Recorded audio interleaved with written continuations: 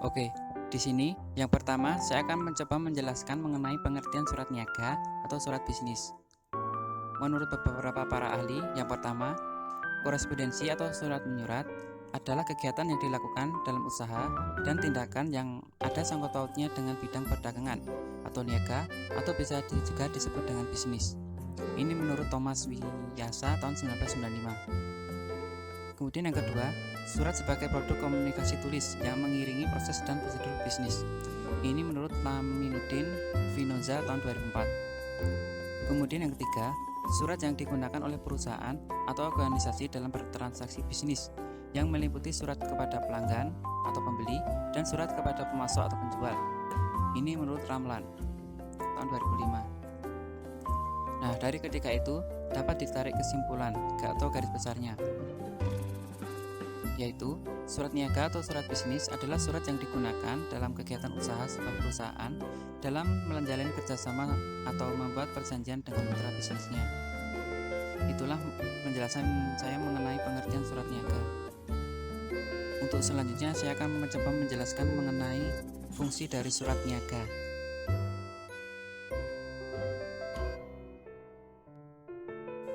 Oke, selanjutnya di sini saya akan mencoba menjelaskan mengenai fungsi surat niaga atau surat bisnis. Yang pertama, surat bisnis berfungsi sebagai wakil atau duta bagi pengirim surat, yaitu dengan membawa pesan-pesan bisnis dari pengirim pesan kepada pihak lain. Kemudian yang kedua, alat untuk menyampaikan pemberitahuan, permintaan atau permohonan, buah pikiran atau gagasan yang berkaitan dengan masalah-masalah bisnis. Misalnya, surat permintaan informasi produk baru, surat penawaran produk baru, surat pemesanan produk, surat penagihan, surat penerimaan, surat penolakan, dan surat pengaduan atau klaim. Kemudian yang ketiga, sebagai alat bukti tertulis. Misalnya adalah surat perjanjian jual beli, surat perintah kerja, surat kerjasama, surat bukti tanda terima, dan faktur. Yang keempat adalah sebagai alat untuk mengingat. Misalnya adalah surat-surat yang diarsipkan ketika dibutuhkan dapat dilihat atau dicek kembali untuk mengingat berbagai kegiatan yang telah dilakukan di masa lalu atau sebelumnya.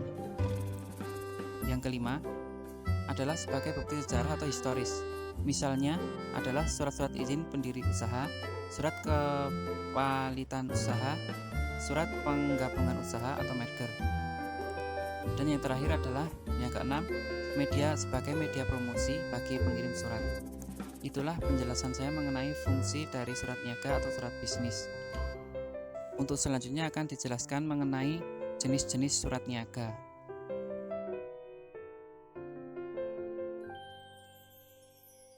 Baik, terima kasih atas waktunya.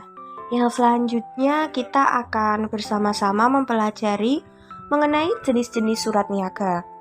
Surat niaga terbagi menjadi beberapa jenis, yaitu yang pertama surat perkenalan, yang kedua surat permintaan penawaran, yang ketiga surat penawaran, yang keempat surat pesanan, yang kelima surat pemberitahuan pengiriman barang, yang keenam surat pengantar barang, yang ketujuh surat klaim, yang kedelapan surat penyelesaian klaim, yang kesembilan surat tagihan, yang kesepuluh surat pesanan secara kredit, yang ke-11 surat permintaan referensi, yang ke-12 surat penangguhan pembayaran barang, dan yang ke-13 yaitu surat pengiriman pembayaran. Nah, karena banyaknya jenis dalam surat bisnis ini atau surat niaga, maka pada kesempatan kali ini kita akan bersama-sama mempelajari mengenai surat tagihan. Selanjutnya, materi mengenai surat tagihan akan disampaikan oleh rekan saya.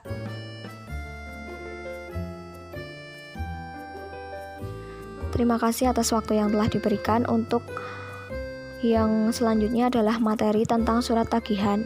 Surat tagihan adalah surat yang diberikan oleh penjual kepada pembeli karena pihak pembeli atau pemesan tidak melakukan pembayaran sesuai dengan kesepakatan yang telah disepakati sebelumnya.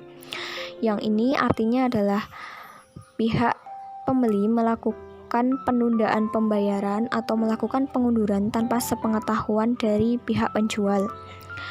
Surat tagihan ini diberikan selama 3 tahapan. Untuk tahapan yang pertama adalah surat peringatan tagihan ringan, yang kemudian bila tidak ada respon akan diberikan lagi surat tagihan yang kedua.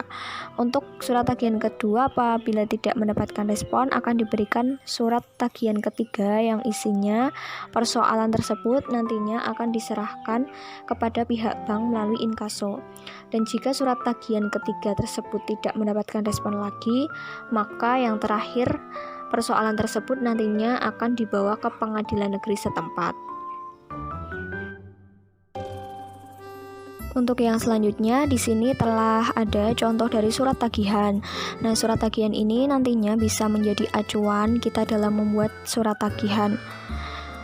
Nah, untuk lebih jelasnya, nantinya di sini akan ada video tutorial tentang pembuatan surat tagihan yang dapat kita gunakan untuk sama-sama belajar membuat surat tagihan yang baik dan benar. Mari kita simak video berikut ini.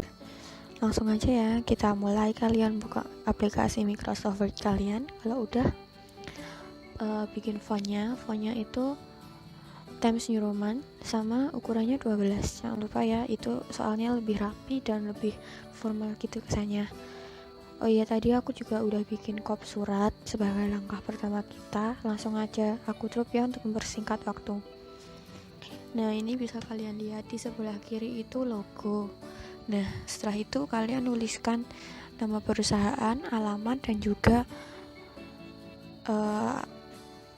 media elektronik ya kayak telepon, email gitu yang bisa dihubungin. Nah, oh iya, jangan lupa untuk penulisan jalan itu jangan disingkat ya, soalnya gimana ya lebih rapi gitu aja gengs, lebih enak dilihat dan juga yang bener tuh nggak disingkat. Lanjut, kita bikin nomor surat. Nah, nomor surat di sini tuh gimana sih penulisannya? Kalau di contoh ini kan ada 15 strip TP strip Romawi 3 strip 2020. 15 ini tuh menunjukkan ini surat yang keberapa, terus TP itu jenis surat tagihan pesanan, sedangkan yang Romawi 3 itu menunjukkan bulan surat itu dibuat, yaitu bulan Maret. Maka dari itu aku tulisnya di sini angka 3 Romawi, terus yang 2020 itu tahun. Lanjut, yang selanjutnya tuh adalah salam pembuka. Salam pembuka dengan hormat ini, yang hormatnya itu nggak pakai huruf kapital ya. Selanjutnya bisa kalian lihat sendiri, contohnya udah aku drop di situ. Kalau mungkin kalian ada pertanyaan, kalian bisa tanya langsung aja di kolom komentar, nanti pasti aku balesin satu persatu. Selanjutnya yaitu tanda tangan. Hormat kami, K-nya itu juga bukan kapital ya. Terus tanda tangan, nama terang sama jabatan. Nah, gitu aja. Gimana sih langsung hasilnya? Ya udah, langsung aku drop di sini ya. Kalian bisa lihat dan selamat mencoba.